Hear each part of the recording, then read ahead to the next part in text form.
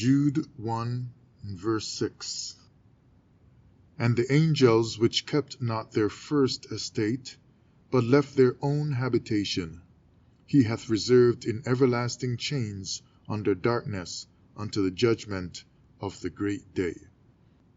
That was Jude 1 verse 6. And the date is March 12, 2021.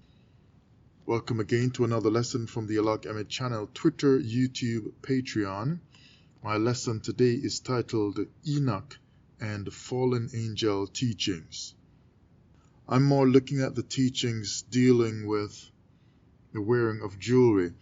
Now, when I was in the Christian church from I was a child, coming all the way up Bible school and so on, nobody told me that fallen angels taught mankind to wear jewelry and to make weapons for war and so on. But once I came into the Hebrew Israelite teachings, I heard these teachings that Enoch, they were saying that it was fallen angels who brought these things to mankind. So the idea is that they're sinful things, wearing of jewelry and the weapons for war that ended up destroying the world and causing all kinds of killings and so on from weapons that people use to fight war. It was fallen angels, so this is all sinful stuff. So they say that Azazel and Samiaza, being fallen angels, taught men war and jewelry, wearing makeup for women, wearing makeup and things like that. These are sinful things you're saying. Now, let me read a little bit here from the book of Enoch. I usually don't read the apocryphal writings, although I have a copy or two of these writings, but I've never read them fully. Probably haven't even read 10% of them. All these different books, Tobit and whatever else is out there, Book of Maccabees and so on. I read one chapter from, I think, second book of Maccabees. Other than that, I read Enoch 3 times. I read it fully. I was just trying to see what was in it and so on. And I guess it interested me enough because, you read a book 3 times. That means you really want to see what's in it, right? It was interesting. He talks about the sun, the movement of the sun, and other little things. And it was interesting. Maybe one day I'll read it again. But if you look here now, I don't have the book of Enoch with me, so I just looked up online here about this fallen angel and Enoch and so on. So I've got this website, Israel-a-historyof.com. And it says the book of Enoch, part 2, chapter 8. And so it goes on now. Chapter 8 of the book of Enoch assigns certain teachings to specific fallen angels. So he goes on here, verse 1. Azazel taught men to make swords and knives and shields and breastplates. It's funny that these are items that the children of Israel were using. Azazel taught men to make swords and knives and shields and breastplates. It's funny that these are items that the children of Israel were using, right? Christians are using, and even in a spiritual talk, they talk about put on the breastplate of righteousness and so on. But they're adorning themselves with these things that fallen angels brought, and then they say, they're the children of Israel, and then in the New Testament talking about breastplate of righteousness, feet shod with the preparation of the gospel and so on. And these are things that come from fallen angels. So the New Testament apostles said they walked with Jesus for a couple of years, and then he gave them the Holy Ghost or the Holy Spirit on the day of Pentecost to empower them and so on to preach the gospel. And at no time does it strike them that something is wrong with this breastplate that they're wearing. They're modeling it after what fallen angels taught. But it says, and breastplates, and made known to them, known to man, the metals and the art of working them, and bracelets and ornaments, and the use of antimony, and the beautifying of the eyelids. So you're getting into stuff for women now, because the other stuff was probably more for men. And all kinds of costly stones, and all coloring tinctures. So the women there are learning to wear makeup. Verse 2, and there arose much godlessness. And so the teaching, when I first came into Israelite understanding, was that these things, and not everybody teaches stuff, all right, but some do. The teaching is that, and by the way, excuse me, some Christian teachers teach this as well too. But I just somehow never heard it all my years of Christianity.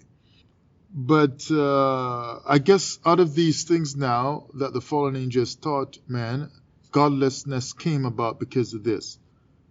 I mean, I don't see why godlessness didn't come out of what they did in the garden, which was called the fall of man. That more seems like that's where godlessness rose from. But it goes on in godlessness, and they committed fornication, and they were led astray, meaning mankind was led astray, and became corrupt in all their ways. Semyaza taught enchantments and root cuttings. Armaros, the resolving of enchantments, and other ones here with their special names, taught astrology and constellations and so on, and the course of the moon. So wait now, so the course of the moon, at least that part now, the constellations, wouldn't Enoch himself have learned this stuff that was sinful and godless? Since this is the knowledge that these fallen angels brought, and Enoch is discussing the constellations and the heavenly bodies and their movements and so on. But this is knowledge that these fallen angels brought that man did not know before. So Enoch is teaching, paying attention to, learning it deeply, and then teaching the movements of the luminaries. At least the sun. I don't remember his work fully, but I remember him talking about the sun when I read it. So this is really kind of odd. And as men perished, they cried, and their cry went up to heaven. It would appear certain angels had, the website is going on now to say, it would appear certain angels had expertise in particular areas. The book of Enoch credits the ancients, meaning the ancient people's knowledge, to the teachings of these fallen angels. Men learned how to make weapons, thus introducing war. Women learned how to beautify themselves, which immediately leads to fornication. It immediately leads to that. If they beautify themselves, it immediately leads to fornication. So the part here I'm more focusing on is the wearing of jewelry, and then you'll get the idea that something's probably wrong with the rest of it all. The teaching of the war and so on, and But I don't know how Enoch, I thought Enoch was saying that God gave him this stuff through angels or watchers or whatever he said. Like, it's been a long time since I read Enoch, I don't remember it properly, but that's the idea I got from the time when I read the book of Enoch, that it was the Most High that was allowing him to get this information. But he himself, in the book of Enoch, according to what these people are breaking down here, is saying that Enoch is revealing that the watchers or the fallen angels gave this knowledge.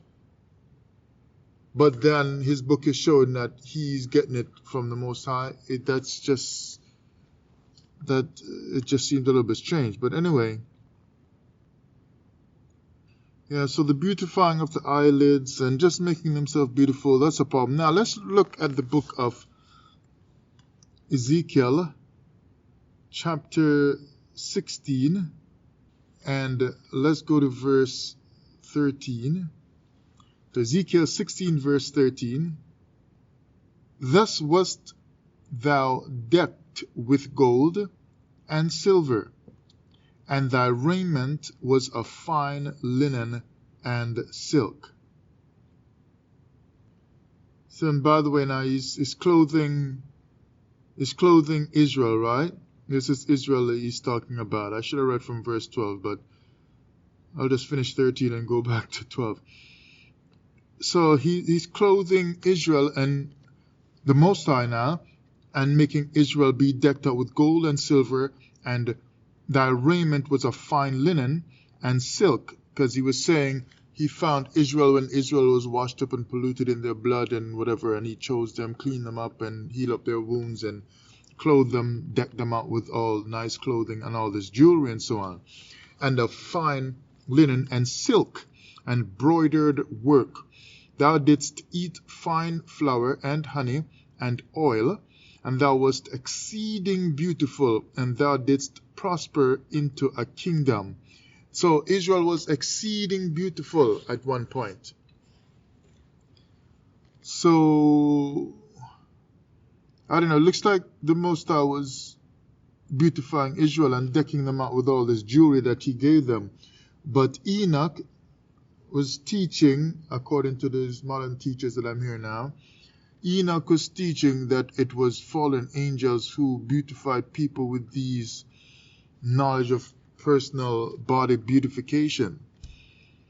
Let's do 11 and 12. I should have just read from verse 11 to 13. But anyway, I decked thee also with ornaments, and I put bracelets upon thy hands, and a chain on thy neck. So this is jewelry that God is giving to Israel to make them look like this, look fashionable and more beautiful, and and I put a jewel on thy forehead. So the curse of the fallen angels that Enoch supposedly taught about. I put jewel on your forehead and earrings in thine ears. And the Christian church taught us it was wrong for women to be wearing jewelry. And when I was growing up, there was no fight over men wearing jewelry, because the thought in the Christian days when I was a boy in Jamaica, the thought of having to teach that it's sin for a man to wear jewelry was just so repulsive. Like, it just never came into their mind of the pastors back then. Like, a man is wearing jewelry. They're like, it just never came to their mind, right? But they said it was sinful to wear jewelry. And earrings in thine ears, and a beautiful crown upon thy head.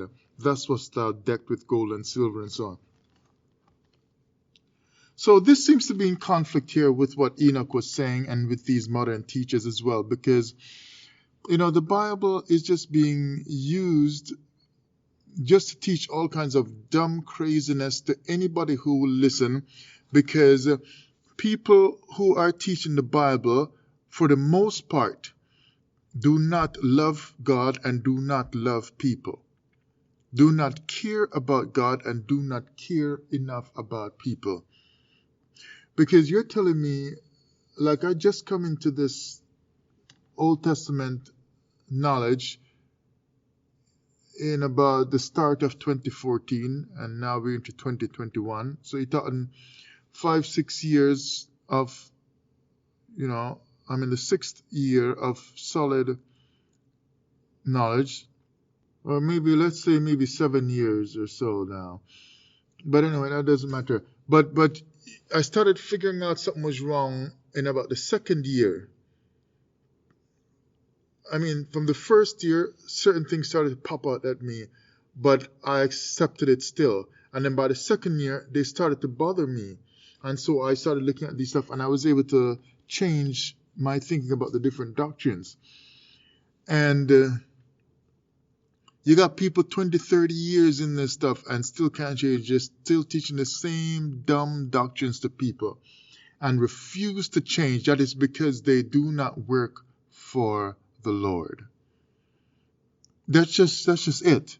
Like, it seems harsh when people say this kind of stuff, and it sounds harsh to hear me say. Some people are not working for the Lord. They have the illusion of working for the Lord. They're skillful with deception, because you can't be so long supposedly walking with the Lord and supposedly teaching from the Bible, from the Torah, and don't change certain core doctrines. The changes you make aren't helping you go forward. They're helping you go sideways, side to side. So you figure, okay, well, they don't teach that anymore. They teach this. So you figure, oh, but my teacher is changing and growing. No, they're not growing. They're just changing because their movement is just side to side. So they're not making progress with their growth in spiritual things. It's just a side to side movement. So you figure they're changing now. So my teacher is healthy. No, your teacher's not healthy. It's just from the left to the right, left to the right, left to the right, and not going forward. But the teaching still remain the same. It's like somebody who just leaves one camp and goes to the next, leave one camp and goes to the next, leave one church, go to the next, leave one church, go to the next. They're not figuring out God. They just figured out that they don't like their teachers' teachings in their camp or in their church, so they go to the next church or the next camp. That person is not growing. It's a side-to-side movement.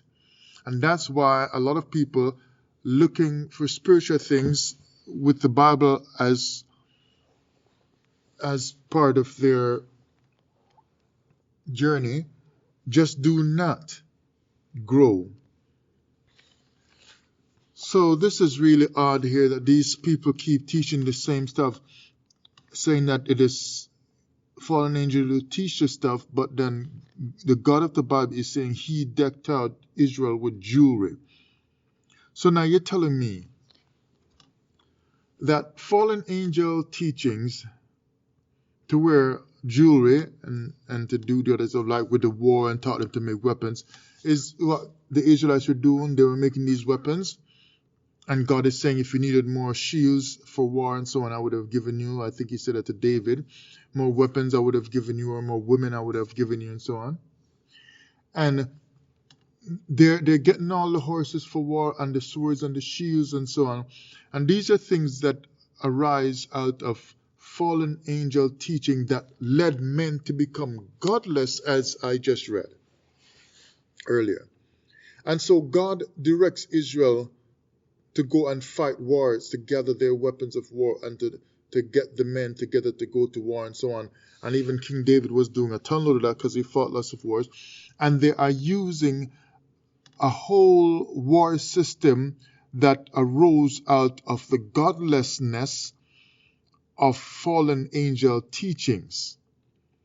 And God doesn't have a problem with this, but leads Israel like that to do war in that manner.